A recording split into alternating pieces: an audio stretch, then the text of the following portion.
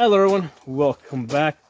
I have here a Sprinco extra power buffer spring for my Palmetto AR-10. Okay, so here I got the Palmetto PA-10 Gen 3, and here we got the Sprinco 308 carbine DPMS pattern extra power buffer spring. Okay, so you notice that it's got that orange coloring there. That's what distinguishes this as extra power. So it's not like I'm having a problem with this Palmetto AR-10. It was working great just the way it came. What I am trying to do is reduce the felt recoil without putting a muzzle brake on it. Okay, I don't like muzzle brakes on rifles. They are annoyingly loud. Okay, so one of the things I did is I put in a core value. I think it was a 5.6. Basically, it was a 5.6 ounce buffer weight. That didn't do a difference. I did a video on that. There was no change in the felt recoil. This might make a difference, and it's not like I'm having a terrible time staying on target. I'm just trying to do better. Okay. So what I'm going to do, I've got two magazines here with 2 rounds each. Okay. And I took off my jacket so I can feel the recoil, as much as possible. Given these weather conditions, I'm not going to be able to put on a t-shirt. But with this thin sweater, I want to take 2 shots with the spring that this AR-10 came with, and then I'm going to change out the sprinkles. I'm going to put in the Sprinco orange spring in there, and I'm going to give you guys my initial impressions. Okay, so first 2 shots, and I'm shooting at 100 yards. And again, the reason why I'm actually, because I don't want to just blast over here up close. I'm specifically testing to see if it will be easier for me to keep my reticle on target for that follow-up shot.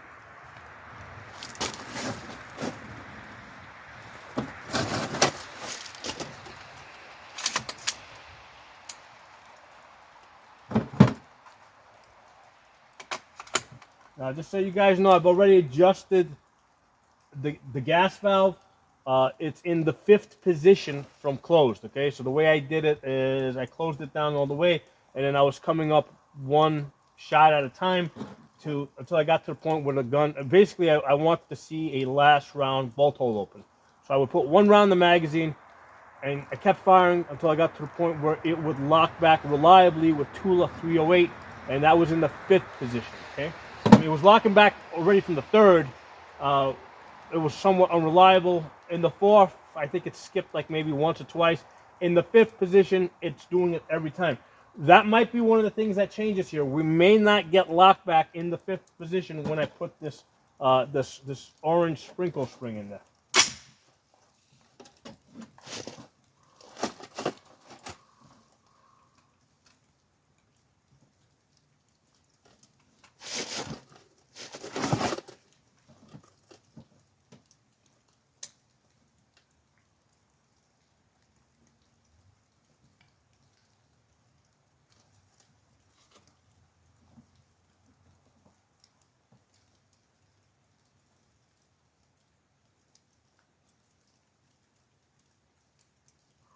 Check my bubble level.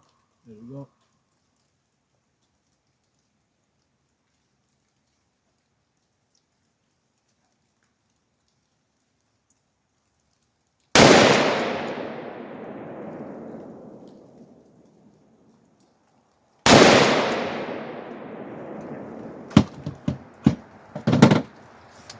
So recoil, I mean, not a problem as far as like anything I'm feeling. I mean, I can handle that. It's, but the question is, the thing is, like when the gun fires, it definitely throws me out of the scope, or throws my reticle off the bullseye.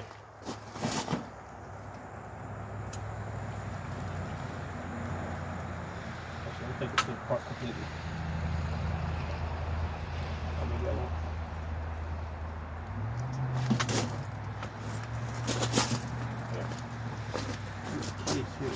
Open.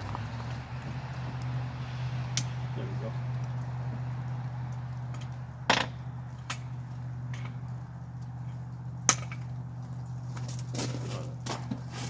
So we use a case to There we go. So that's the Core Valley butt plug. The Democrat butt plug there. So it's really nice. It's really pretty. Now, as you guys can see, I mean, I've had this in there for about 3 weeks. I probably shot about, I don't know, 60, 80 rounds, maybe 100 rounds. It's very clean. The gun's staying very clean. So we're going to take this out.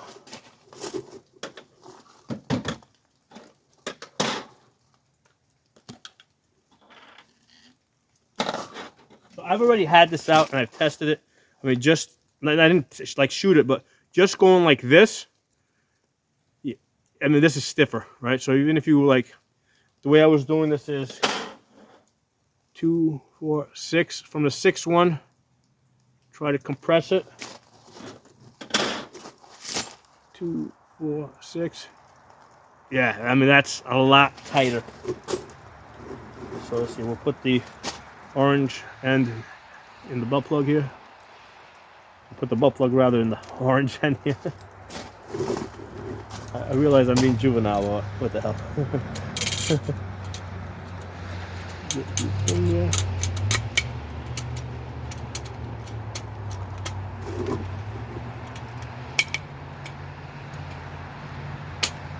Yeah, definitely stiffer.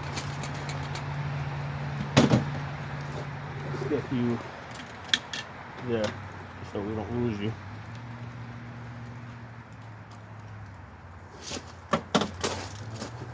So I don't know, we may have to open up the gas valve a little bit, right? I'm in that 5th position. We're gonna see how this thing cycles.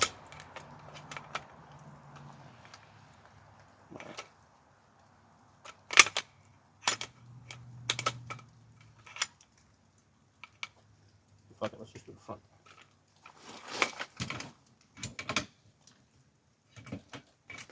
You're not close? You're not close. The pin moved a little bit.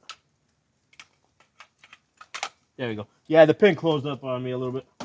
Like, why isn't this thing not cooperating? You're closed, you're closed. Okay. Much, much stronger. So, definitely get yourself a spare charging handle, because this is gonna torque your charging handle a lot more, and it's gonna break eventually. I mean, consider your charging handle disposable. Okay, get spares.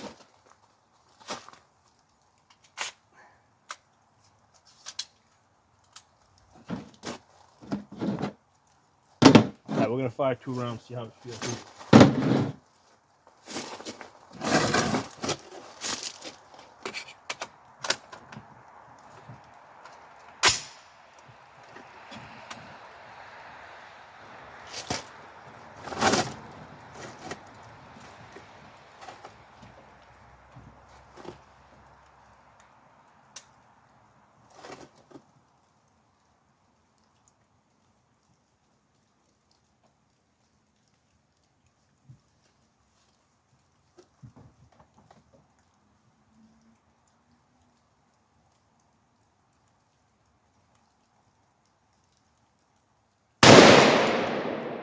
A little bit better.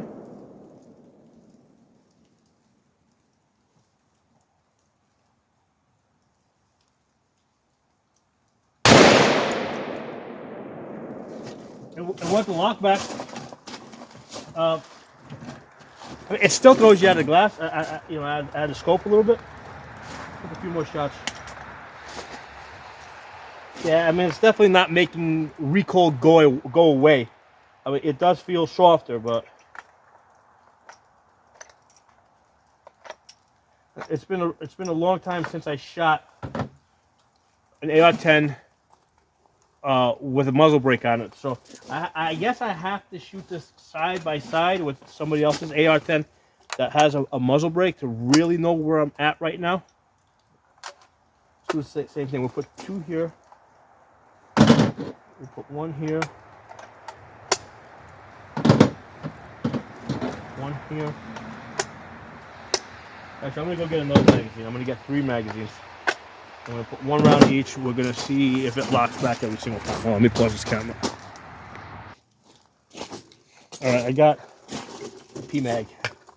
So I did a separate video on the Lancer ones, the clear Lancer ones versus the P-Mags.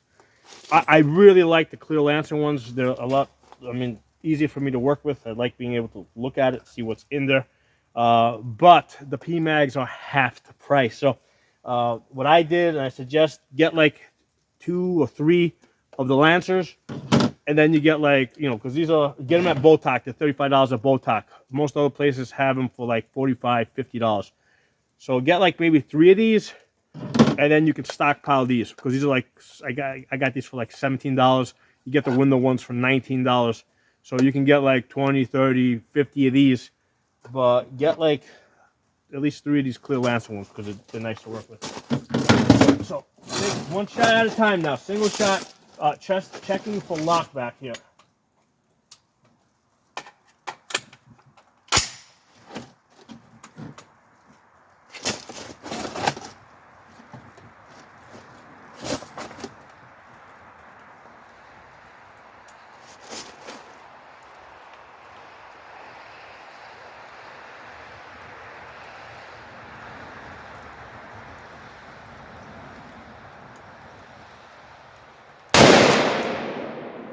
Lock back.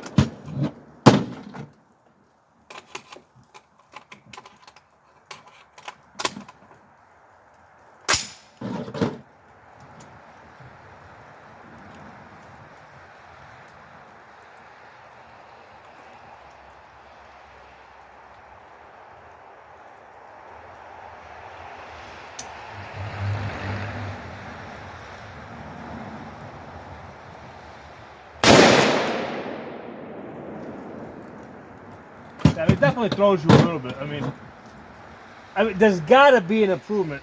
I think it feels lighter, but having the heavier buffer weight, the 5.7, and the heavier spring, it's got to help a little bit, it can't not help, I think.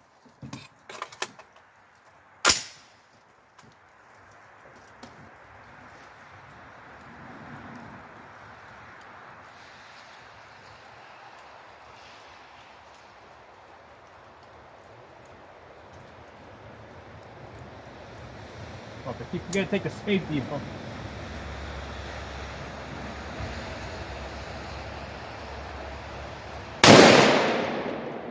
Yeah, it's definitely throwing the red dot off the target. So, and I really don't know how much better a muzzle brake is. I gotta try it out. But it definitely locking back every time. Now, I've developed a habit that before I put the mag in, I always throw the safety on. That's why you guys keep seeing me forget to take it off. And I don't want to change that habit, so, because I think it's a good habit to have. I just automatically throw the safety on when I get off the gun.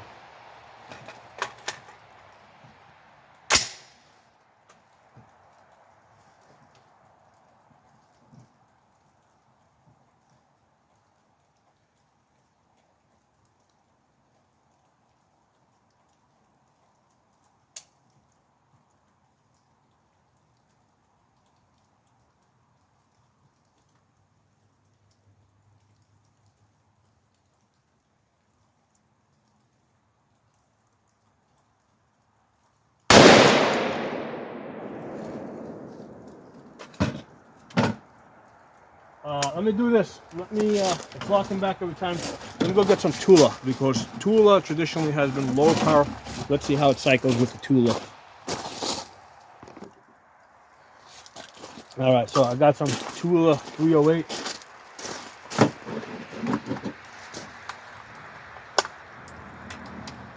This I'm going to shoot over here. And what I'm going to do is I'm going to start off holding it like really light in my shoulder, and then go lighter and lighter as far as the pressure that I have in my shoulder.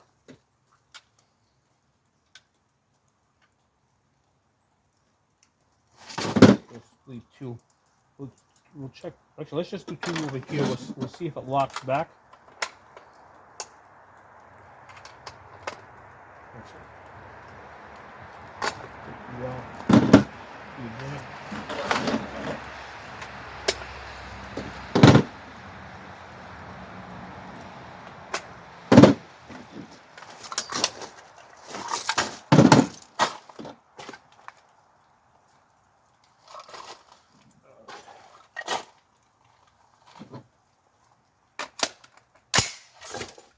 come out here so you guys can see it.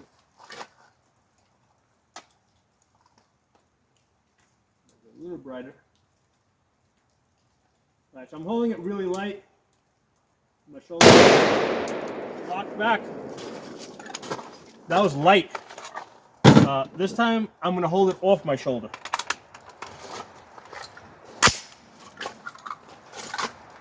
Shorten this up. No, I'm going to hold this off my shoulder, like out here. Right? You guys see the stock here?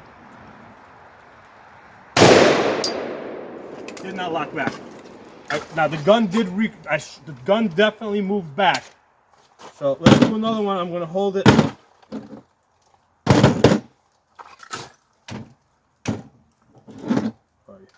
I'm going to hold it a little bit firmer. I'm still going to hold it out.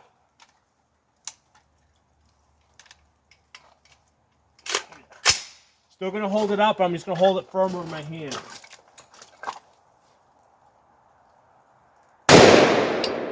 Not lock back. So with the Tula, I would have to open up the gas valve. Now if I hold it in my chest, it'll lock back. Or even if I have it lightly against my chest, it'll lock back with the Tula.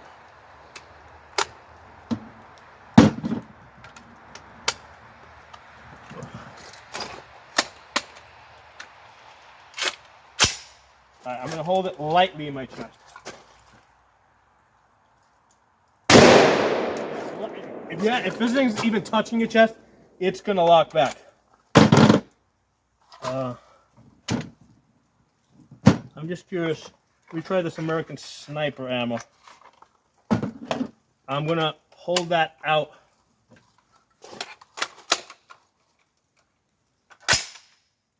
Alright, so I'm going to hold it out. I'm going to hold it really loose over here. Let the gun rock back a little bit. Do not lock back.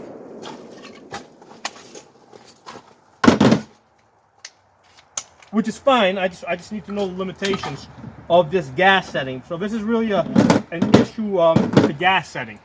That's what I'm really testing to find out. What are the limitations of this gas setting in the 5th position? This is the 5th position out of 17.